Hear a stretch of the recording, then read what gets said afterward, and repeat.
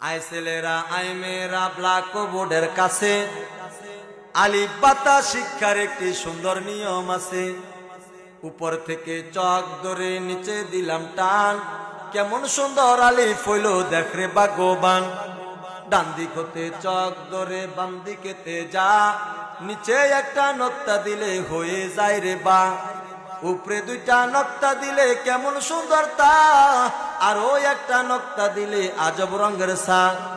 বাম দিক হতে চক ধরে ডান দিকেতে যা, তারপরেতে বাঁকা করে নিচের দিকে আ।